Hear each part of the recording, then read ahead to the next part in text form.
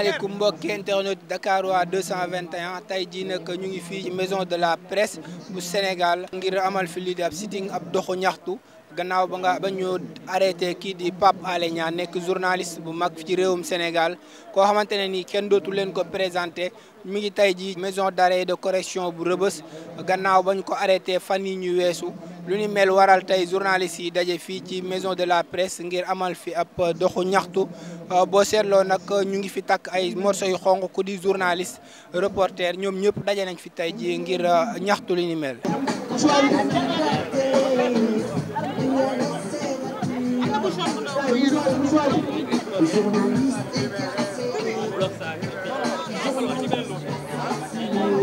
waaw comme ngeen ko gisee noonu ñu ngi noonu takk seen sagar yu xong waaw ñoom ñëpp def benn mobilisation ngir joxu ñaxtu ci li nga xam ne moo waraloon jàpp bi ñu jàpp Pape Alé Niang nekk journaliste bu mag bu ñu ràññee ci réewum Sénégal gannaaw loolu nag journaliste yi am nañu naqar ak tiis ba waral ñu dajaloo tey jii di yéex ay libéré Pape Alé Niang libéré Pape Alé Niang ci loolu nag egg nañ suuf toog ñoom ñëpp ensemble di wax ba léegi libéré Pape Alé Niang libéré Pape Alé Niang ci noonu tamit lañ jugaat taxaw ñoom ñu ngi àndandoo ñoom ñëpp am nañu nakar nag ak tiis am nañu leen métti lool gannaaw ba ñu jàppee seen naataango bi di Pape Alé Niang nekk journaliste ci réewum Sénégal tey jii nag ci maison de la presse ku fi ñëw di nga xam ne journalistes yi am nañ ñu ngi def cri du cœur am nañu nakar seen xol ku ko xool di nga xam ne ñii am nañ lu leen métti lool macha allah mu nekk liggéey bu rafet boo xam ne ñu ngi koy amal gannaaw ba ñuy jàppale ki nga xam ne ni daa bokk ci ñoom ki nga xamante ne ni journaliste la comme ñoom di Pape Alé Niang tey jii nag gis nañ fi mobilisation bu mag a mag a mag mobilisation bi nag ay journaliste kase moo ko sumb ñoom kase ñoo ko waral ñoom ñoo nekk ensemble ñoo dajaloo ci seen xel bu sell ci seen xalaatu bopp que ne lii nii nekkul dëgg waaye nekkul benn yoon que ñu jàpp seen naataango ci lu ni mel ba waral ñu koy ñaxtu tey jii ci réew mi fii ci maison de la presse. waaw kon nag mi ngi noonu image yaa ngi noonu boo leen ko gisee di ngeen xam ne lu metti la ci ñoom waaye lu ñu naqarlu la lool. leen di nuyu di leen jaajëfal yéen ñëpp maa ngi tudd Aliou Sané di coordonnateur mouvement Y en a marre bi ma déggee appelu kuréel gi nga xamante ni moom moo organiser journée bi activité bi muy CAP xaaruma ñu woo ma ci je me suis senti concerné d'abord parce que journaliste la à la base bi ma ñëwee fii fekk naa fi ñoom Aminata Mohamed Diop soxna su jàmbaare gi nga xamante ni bi may tàmbali journal Le Quotidien moom moo ma fa dalal doon sama chef de desk gis fi sama yeneen frère ay ñoom Bokar Sakho ak ñeneen ñi nga xamante ni bi ñu nekkee ci presse bi ñoo nekkandoo woon. et je me suis rappelé aussi bi may tàmbali journal Le Quotidien jamono jooju la Abdoulaye Wade jëloon Madiambal Diagne ne ko ràpp ci kaso bi pour un délit de presse et jamono jooju gisoon naa ñoom Aminatu ak ñeneen suñuy doyen taxawaay bi ñu amoon pour que Madiambal ñu libéré ko. et aujourd'hui l'histoire se répète ça veut dire que le monstre reste debout et il faut lui faire face sama beneen taxawaay fii tey mooy en tant que militant des droits de l'homme je suis là aussi en tant que militant des droits de l'homme te ci loolu laay woo bépp militant des droits de l'homme bi nga xamante ni yaa ngi ci réew mi Sénégal tax la jóg combat bi da nga ci war a nekk au-delà de Pape Alé il s'agit de la démocratie mais il s'agit surtout de la liberté de la presse bi nga xamante ni c'est non négociable dans un état de droit la liberté de la presse est non négociable dans un état de droit et aujourd'hui c'est cette liberté qui est menacée tey jii nii nag wax ji du bëri conseil de presse la tey bu symbolique waaye ñu ngi joxe dox daje incha allah vendredi marche bu mag bi nga xamante ni ñu ngi koy organiser pour la libération de Pape Alé Niang mais au-delà de la libération de Pape Alé Niang pour un principe non négociable bi nga xamante ni moom mooy la liberté de la presse marche bi dina commencer ci école normale supérieure incha allah à 15 heures jëm rond-point Jet d'eau bu soobee yàlla maa ngi ciy woo toutes les organisations de défense des droits de l'homme gis naa ni Amnesty jóg na mu ngi ci dox ay jéego mu ngi ciy mobiliser wu Mais au-delà de Amnesty, j'interpelle toute la société civile sénégalaise, j'interpelle toutes les associations, bépp mouvement, tous les activistes, tous les porteurs de voix, mais aussi cette majorité silencieuse bi nga xamante ni mooy doole réew mi sénégalais yëpp fépp fu ñu nekk nañu mobiliser wu ndax au-delà de Pape Alé Niang suñu démocratie la tey Pape Alé Niang la suba mën na doon keneen ak keneen ci ñun. gis ngeen caméra woman yeeg caméraman yi nga xamante ni ci ay manifestation rek ñu ngi leen di agresser ay forces de l'ordre di leen agresser alors que le journalisme c'est un métier noble. Ailleurs dans le monde journaliste day ñëw ci restaurant mu lekk ba pare dem te du fay parce que ils connaissent la valeur du journaliste. Merci jaa ngeen jëf. waaw salaamaaleykum dama fi ñu teewal Reporters sans frontières maa ngi leen di indil message yu ak message yu solidarité Reporters sans frontières suñu message varié wul depuis le 6 novembre bi ñu tegee loxo Pape Alé Niang message bi benn la mooy que ni. Pape Alé Niang place am nekkul prison dañ ko war a bàyyi mu continuer di liggéeyam ci journalisme avec toute la responsabilité nécessaire loolu moom mooy le premier point. Le deuxième point moo di pays boo xam ne ni dañ ne dafa am démocratie liberté de la presse c'est extrêmement important mënuñ ko xam léegi xëy na peut-être mais ci kanam ak kanam ngi koy xam parce que de plus en plus même les partenaires techniques et financiers même les bailleurs de fonds mais ils mesurent les degrés d'investissement mais par rapport au niveau de la liberté de la presse et dina ñaaw lool bu ñu nee Sénégal ñu ne ah fi mu toll nii de guddi yi am na benn journaliste bu fa nekk prison loolu rafetul ci déru réew mi donc ñu ngi profiter ci occasion bi pour vraiment apporter suñu solidarité coordination association de la presse du Sénégal ñu ngi liggéey ak moom ñu ngi liggéey ak ñoom mais ñu ngi profiter également ci occasion bi di lancer waat appel autorités yi parce que mbir mi aussi il ne s'agira pas de se braquer pour les autorités de se braquer je ne pense pas que ce soit leur rôle heureusement que je n'ai pas vu de signaux yoo xam ne ni elles se sont braquées mais ouverture dafa important dans des moments critiques comme fi ñu toll nii nga xam ne nii dañ ne ah fu ñu tudd Sénégal ñu ne ah un journaliste en prison foo mën a toog ci àdduna bi ñu ne ah qu'est-ce qui se passe au Sénégal un journaliste en prison mais loolu aussi xawul rafet loolu donc te ñu ngi yokk ñaan autorités yi ñu gën a xalaataat ci loolu bàyyi Pape Alé Niang susciter des débats vraiment très sereins avec les associations de la presse au Sénégal pour que liberté de la presse ñu gën ko renforcer parce que c'est extrêmement important pour la démocratie jërë ngeen jëf. Merci Abibou maa ngi nuyu au passage maa ngi nuyu au passage les caméramans avant tout di nuyu association des caméramans professionnels du Sénégal di ANCPS may avertir bu baax la CAP ak képp ku nga xamante ne yaa ngi bëgg a doon dara ci réew mi ñu leen di xamal caméraman dafa am solo ci espace médiatique gu Sénégal rawatina réseaux sociaux yi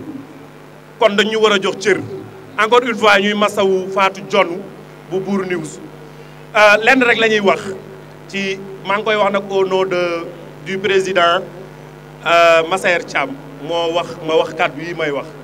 ñuy solidarité bu baax ak Pape Alé Niang par principe moo tax ñu di ko defuñu ko pour ay ses beaux yeux ak yooyu non dañ koy jàppale parce que dañu bokk ci CAP dañuy dindi di teg comme ñoom ni ñuy dindee di teg loolu laa bëgg caméraman yi xam ko ñun dañoo bokk ci affaire bi te sans ñun dara du dem ñuy interpeller état bi ci affaire u Pape Alé nous serons toujours derrière vous Pape Alé lu mën a am day am dañuy nekk sa ginnaaw waaw loolu laa ne woon danaa ko yëkkati ci kàddu di nuyu toutes les associations yu bokk CAP muy ANPEL ANPES ñëpp tout le monde président dama lay ñaan benn affaire nag muy ñun cadreurs yi dañu bëgg ñu gën ñu wekk gën ñu jox fulla gën ñu jox fayda may wax lancer message bi ministre de l'Intérieur au moins un peu de retenue entre les services de l'ordre et les techniciens. Merci. Jeunes confrères et jeunes consoeurs, l'Union des radios associatives et communautaires du Sénégal, membre de la CAP, est venue délivrer un message de soutien à l'endroit de notre confrère Pape Alé Niang, qui n'a fait qu'exercer son métier de travail.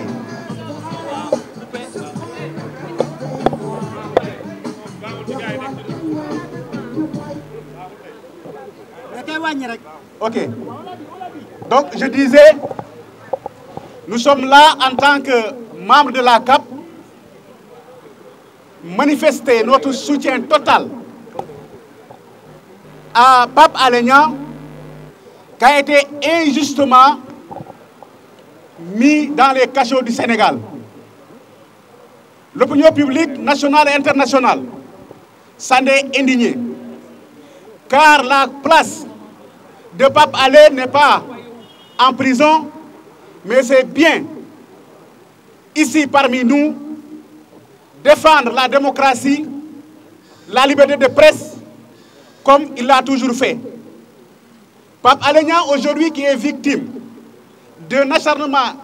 injustifié et inqualifié, et pourtant, dans les années de braise, où les gens qui l'ont mis aujourd'hui en prison, Pape Alé les a défendus contre l'injustice, contre quelques pratiques mafieuses du moins qui ont été en cours. Si le même Pape Alé Niang continue par principe de faire son travail, il est aujourd'hui victime de ceux-là qui l'avaient adulé et est devenu le bourreau de ces gens-là. C'est pourquoi donc moi j'appelle aux journalistes sénégalais, à la société civile et à l'ensemble des personnes épris de justice et de paix de continuer le combat. Et aujourd'hui, la presse nationale et internationale, l'opinion publique nationale et internationale a fini de comprendre que le Sénégal, les libertés d'expression et la liberté de presse est gravement menacée. J'ose espérer que nos autorités administratives et politiques comprendront aujourd'hui l'enjeu qui est lié aujourd'hui à maintenir Pape Alé Niang dans les geôles, qu'il soit libéré le plus rapidement possible. Car ce pays, on a besoin tous de travailler la main dans la main pour faire de ce Sénégal parmi les pays que la liberté de presse sera garantie. Sur ce, j'en appelle à tous et à toutes de rejoindre la grande manifestation du vendredi à 15 h. Le départ, c'est au niveau de la FASTEC, l'ancienne école normale supérieure, pour se terminer au jet d'eau. Merci pour la mobilisation. Merci. Vive Pape Alé Niang. Vive Pape Alé Niang. Vive la liberté de presse au Sénégal. Merci. Qui est composé de journalistes, de techniciens et de gens qui sont dans la distribution au niveau national et les câbleurs que vous voyez qui font parvenir le HERS dans les milieux et les limites du territoire. Donc, pour vous dire qu'aujourd'hui pour la FAC, c'est un grand jour par rapport à notre intervention que nous allons vous délivrer parce que nous croyons qu'aujourd'hui, au Sénégal, on ne devrait pas être dans une situation de ce genre,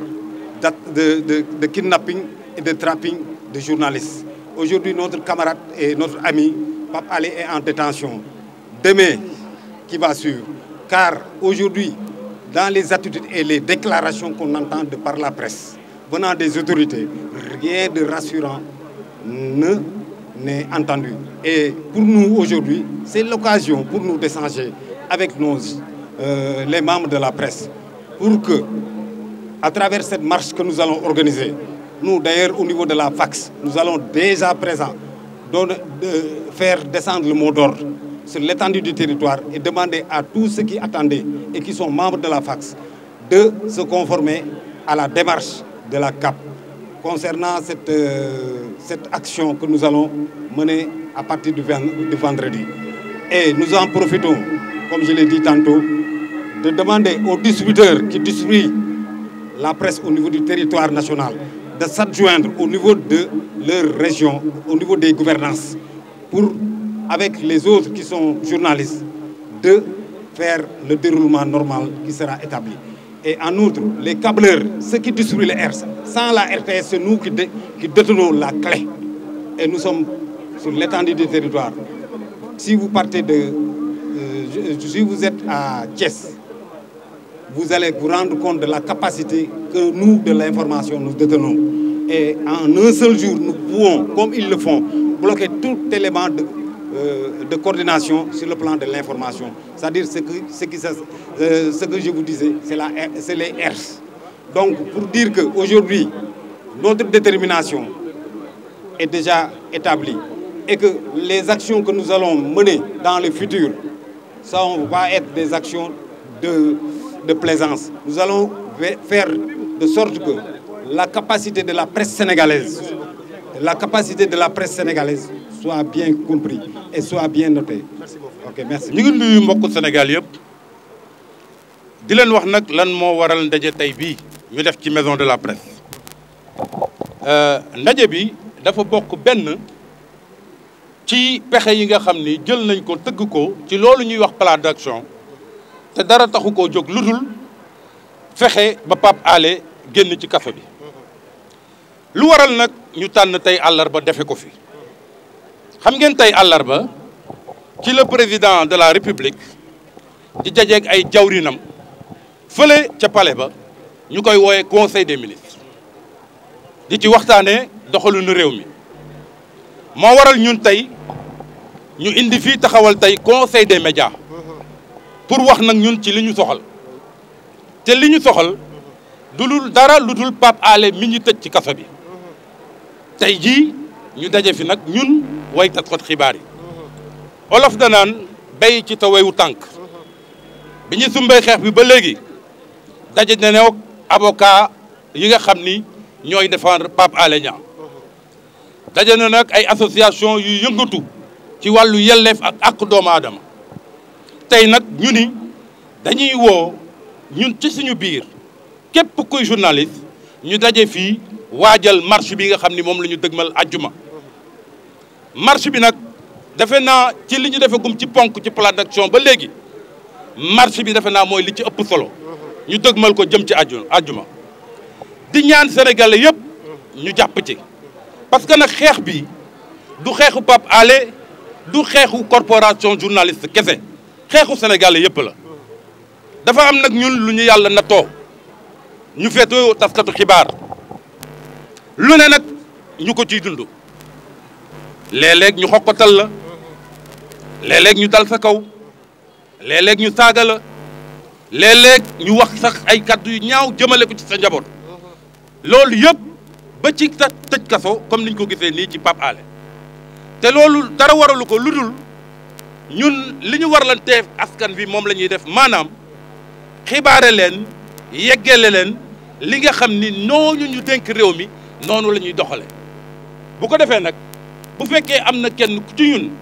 koo xam ne liggéey boobu ak wareef boobu nga xam ne moom la ñu am ci askan wi tax na mu dugg kaso sénégalais yëpp cee war a jàpp moo tax ñu ciy woo ñëpp ci marche bi ñu jëm àjjuma muy commencé école normale jëm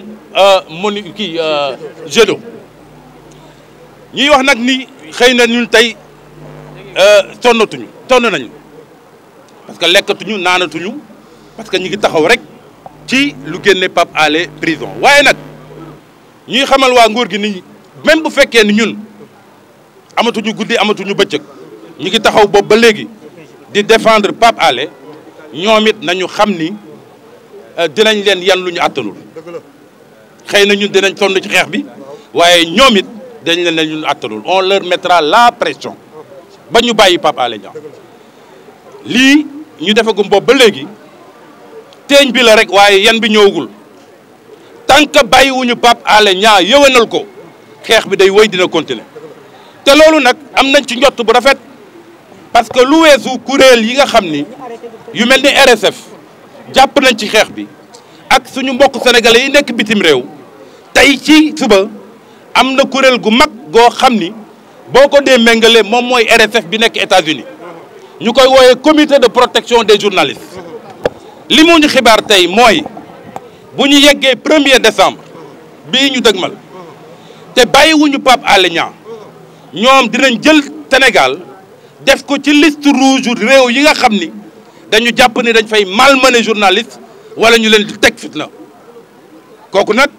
muy message boo xam ni ñi ñuy dégg waa nguur gi war nañ ko bàyyi xel parce que nag yu mel ni mbiru Pape Alé yi day tax xëy na ñu dëkkale réew mi fu mu dëkkul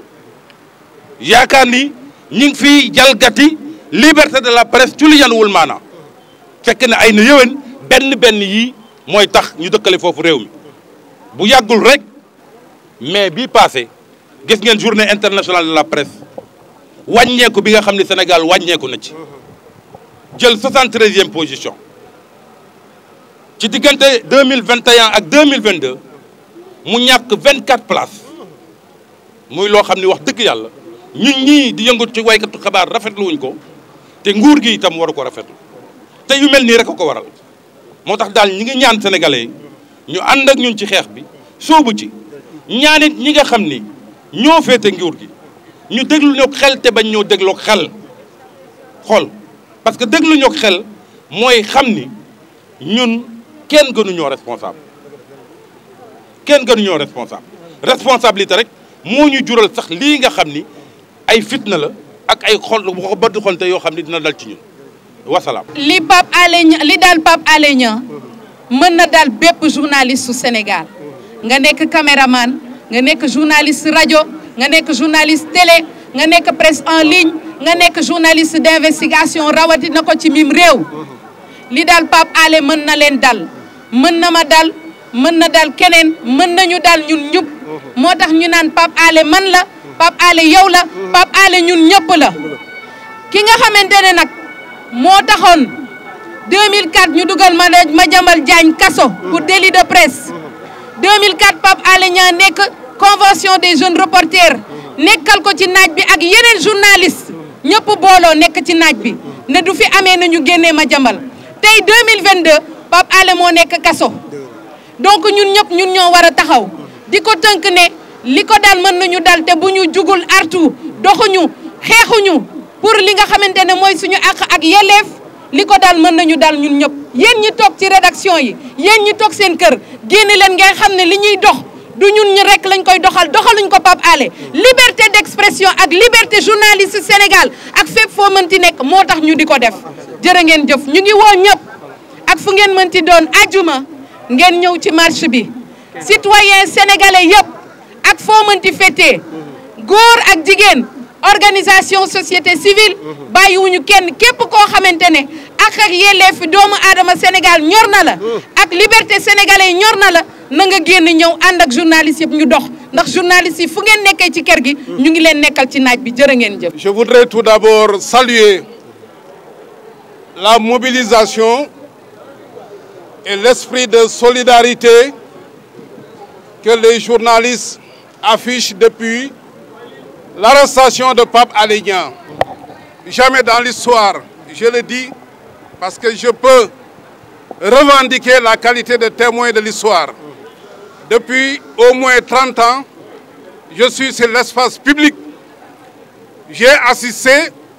à beaucoup de faits concernant les journalistes. Mais je dois avouer que pour la première fois, je vois cet élan de solidarité, cette unanimité autour d'une question de principe. On ne peut inquiéter un journaliste du fait de l'exercice de sa profession dans un État démocratique. La liberté de presse est le socle de la société démocratique. Et tout le monde peut aujourd'hui attester du rôle considérable, substantiel, que la presse a joué dans l'efficience de la démocratie, quant à l'efficience de la démocratie au Sénégal. Nous étions là en 2011. Moi-même qui vous parle, j'étais l'avocat d'Abdoul Latif Coulibaly dans l'affaire Sudatel. Moi qui vous parle, j'étais le président du premier tribunal qui a été organisé en dehors du tribunal judiciaire pour innocenter Abdoul Latif Coulibaly. Avec Feu Mamadou Mbodj, vous vous rappelez, avec Alioune Tine, avec Seydi Gassama et autres. Donc aujourd'hui, on ne peut pas accepter, mutatis mutandis, que dans les mêmes situations, Pape Alé Niang, pour une information ou des informations d'intérêt général. Parce que le seul paramètre pour le journaliste, c'est la qualité d'information d'intérêt général. À partir du moment où le journaliste est conscient qu'il divulgue une information d'intérêt général au seul bénéfice de sa nation, que ce soit par rapport à un scandale financier, que par rapport à un procès dont l'issue intéresse et peut impacter sur l'avenir du Sénégal. Nous avons 14 morts. Aujourd'hui, qu'on nous parle d'un marché d'une opacité de 45 milliards. On nous parle d'un procès où on a un document disculpatoire qui peut aider à convaincre ou à éclairer la lanterne des Sénégalais. On doit féliciter aujourd'hui Pape Alé Niang. Je crois qu'il a fait et qu'il l'a toujours fait. Et je pense que vous l'avez rappelé, Pape Ali a contribué à l'accession de ces dirigeants eux-mêmes qui l'ont mis aujourd'hui en prison. Et nous étions là quand Pape Ali menait ce combat au-delà du Sénégal. Aujourd'hui, la chute de Yaya Jammeh est due en partie à Pape Alé Niang. Tout le monde suivait à 2STV à 11h ces émissions où il dénonçait les crimes commis par M. Yaya Jammeh. Au Sénégal, il a toujours joué ce rôle. Aujourd'hui, on ne peut pas comprendre que quand on est dans l'opposition, on est avec la presse, et quand on est au pouvoir, on crie sur la presse, on emprisonne des journalistes. Je crois qu'aujourd'hui, il est important que la presse sache l'espoir que le peuple porte sur cette presse. L'Assemblée nationale ne joue pas son rôle. Le pouvoir judiciaire, on l'a vu en maintes occasions, n'a pas été au rendez-vous de l'histoire. En 2011, n'eût été le rôle de la presse, on n'en serait pas là. Et je crois que les vaincus ont clairement dit que si nous avons été battus, c'est à cause de la presse. Cette presse ne l'a pas fait dans un souci partisan, mais la presse, son rôle, c'est de dénoncer des scandales, c'est de contribuer à la promotion de la démocratie, c'est de promouvoir la bonne gouvernance, et cela dans l'intérêt exclusif des populations. Et nous ne voyons pas en quoi ce que Pape Ali a fait aujourd'hui déroge à ce principe. C'est la raison pour laquelle je suis là. Alassane Seck était là. Je viens d'avoir Gassama. Je voudrais tout simplement vous rassurer de cette jonction qui sera faite entre la société civile de façon générale, mais en particulier les militants des droits de l'homme, avec qui la presse, les journalistes, constituent ce que nous appelons la famille des défenseurs. Il faut savoir que la presse est considérée comme les journalistes, comme des défenseurs par l'OMCT. Et nous allons user de nos réseaux sur le plan international. Nous avons déjà alerté. Mais tant que Pape Ali ne sera pas libéré, sachez que ce combat sera le nôtre, sera le vôtre. Mais comme on l'a dit, c'est un combat qui doit être celui du peuple sénégalais dans son entièreté. Et nous espérons aujourd'hui qu'à partir de ces manifestations, le gouvernement, l'État du Sénégal aura un feedback qui l'amènera à la raison. Aujourd'hui, la place de Pape Ali n'est pas à la prison. Et en direction des échéances futures, en direction des échéances futures, je veux être clair, la presse doit savoir la responsabilité qui pèse sur ses épaules. Aujourd'hui, si la presse est domestiquée, si elle est muselée à partir de l'affaire Pape Alé Niang, vous risquez de ne pas être au rendez-vous de l'histoire. Et donc je comprends cette mobilisation. La presse doit aujourd'hui, à partir de l'affaire Pape Alé Niang, lancer un signal fort, dire que nous n'accepterons pas que ce qui se dessine, ce qui peut contribuer à la dislocation de la société, de par des manigances, des combinaisons politiques, en tout cas des intérêts purement d'intérêts privés, que ce pays aille vers la dérive. Et le journaliste sera là non pas pour un bord, pour un parti, mais simplement pour la vérité et pour aider à la formation d'une opinion publique, mais rappeler également les intérêts qui sont aujourd'hui ceux des Sénégalais. Le journaliste, de par le devoir à l'information auquel il doit contribuer, le droit à l'information des Sénégalais, ne fait qu'un rôle citoyen. Il joue un rôle citoyen. Et cette citoyenneté doit être intégrale. Et c'est pourquoi nous espérons que ce qui s'est passé sera un vain. S'il s'agit aujourd'hui de museler une tentative d'intimidation ou d'embrigadement, je crois que ce sera vain. Et c'est tellement improductif que ce que Pape Ali a dit, mais les réseaux sociaux l'avaient déjà dit. Pape Ali, ce qu'il a révélé, les réseaux sociaux l'ont déjà révélé. Et il est paradoxal qu'on veuille lutter contre les réseaux sociaux et en même temps faire obstacle au travail formel des journalistes. Si nous voulons que les rumeurs cessent, on doit pouvoir permettre aux journalistes d'accéder à l'information officielle. Mais aujourd'hui, le pouvoir politique me semble être dans une contradiction en voulant d'une part obstruer le travail des journalistes et lutter en même temps contre l'information non officielle, cette information qui n'est pas contrôlée. Et nous espérons que le président de la République saura revenir à son engagement. Tant que je serai là, aucun journaliste ne serait emprisonné. Je crois que tous les éditoriaux, tous les journaux écrits et parlés doivent à partir de ce matin rappeler cette parole de Monsieur le Président de la République. La parole d'un chef est sacrée. Tant que je serai là, un journaliste ne serait pas emprisonné. Et je pense que c'est à partir de cette politique, de cette promotion de l'éthique qu'on pourra avoir des acquis. En 2000, c'était le même combat. En 2011, c'était le même combat. En 2002, c'est le même combat. Mais on ne peut pas être des sisyphiens. On a besoin d'aller de l'avant. On a besoin d'une démocratie qui puisse dire que nous avons des acquis sur tel point. Et on ne peut pas à chaque moment, chaque fois faire le même combat. C'est pourquoi, pour ne pas être long, nous vous exhortons à continuer ce combat,